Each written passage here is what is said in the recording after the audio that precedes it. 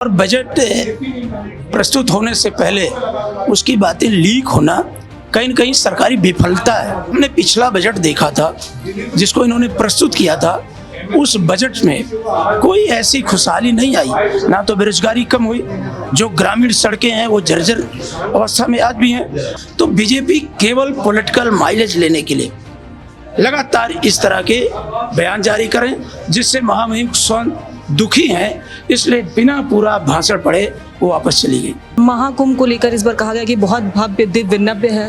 इस पर जितने भी कुंभ हुए सब भव्य थे। गंगा और जमुना का अदृश्य सरस्वती का वो अपने आप में अद्भुत है। यही तो हमारी सुंदरता है कि हम एक दूसरे के प्रति समर्पण है।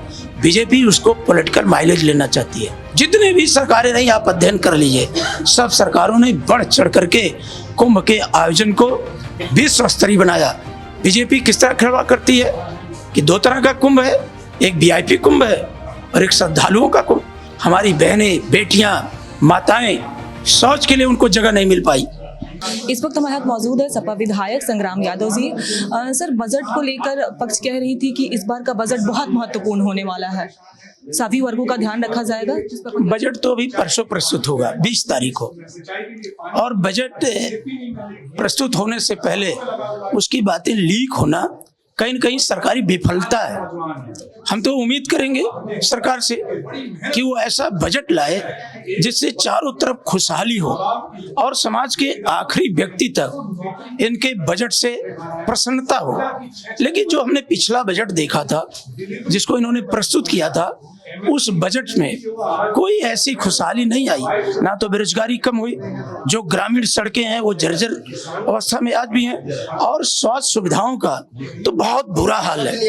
आप किसी मेडिकल कॉलेज का जाएं, परीक्षण कर लें। अभी कल हमारे नेता माननीय अखिलेश यादव जी चक गजरिया के अंदर जो विश्व स्तरीय कैंसर इंस्टीट्यूट बना है उसका दौरा किया, और वहाँ के डॉक्टर्स बराबर हम सबके संपर्क में रहते थे और कहते थे कि आज तक जो कैंसर की सबसे बड़ी जांच होती है पेट सीटी, अभी वहाँ पेट सीटी की मशीन नहीं है, तो अब बताइए कैंसर की जांच कैसे होगी। और सरकार वो जो माननीय अखिलेश जी ने बनाया था कैंसर इंस्टीट्यूट, उसका नामकरण बदल दिया, भाऊ कल्याण सिंह के नाम से कर दिया। हम सबने उसका स्वागत किया, लेकिन आखिर उसमें बजट में जब तक कैंसर इंस्टीट्यूट को बजट नहीं दिया जाएगा तब तक इस घातक बीमारी से कैसे निजात मिलेगी। तो सरकार गलत बयानी करती है। सरकार हर बजट प्रस्तुत करते हुए विधानसभा में बोलती है कि हमारा बजट ऐतिहासिक है, आज तक का सबसे बड़ा बजट, लेकिन उस बजट से ना तो बेरोजगारी दूर होती है, ना हमारी स्वास्थ्य सुविधाएं बेहतर होती हैं, ना तो हमारी ग्रामीण सड़कों का पुनर्निर्माण होता है, ना तो नई सड़कें स्वीकृत होती हैं।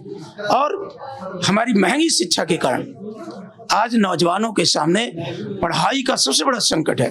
तो किसान को फसलों का उचित मूल्य नहीं मिल रहा है। अभी इन्होंने गन्ना किसानों का मूल्य जारी किया। हमारी पार्टी की मांग थी कि लागत तो दो लेकिन लाभकारी मूल्य दो, सरकार ने उसका भी कोई व्यवस्था नहीं किया।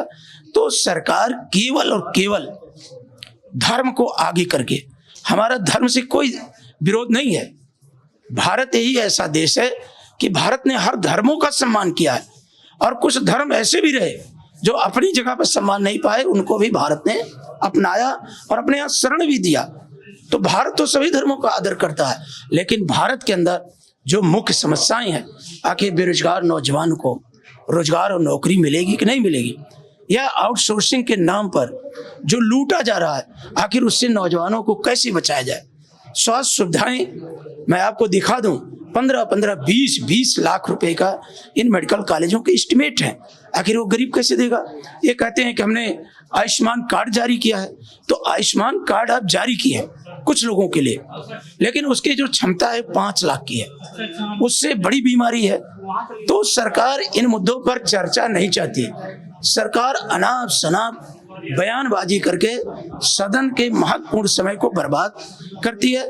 और विपक्ष कोई सुझाव देता है तो सरकार उस सुझाव को भी विरोध के तौर पर लेती है और उसे कुचलने का काम करती है। इसलिए हम सब अपनी बातों को, जनता के सवाल को प्रमुखता से रख करके सरकार को विवश करेंगे कि हमारे सवालों का जवाब दे। सर, महाकुंभ को लेकर इस बार कहा गया कि बहुत भव्य दिव्य नव्य है इस पर, और अभी तक 53 करोड़ लोग स्नान कर चुके हैं वहाँ। अब आपको मैं एक जानकारी साझा कर रहा हूँ कि मैं जो प्रयागराज विश्वविद्यालय है, इलाहाबाद विश्वविद्यालय, वहीं से मेरी पढ़ाई लिखाई भी हुई।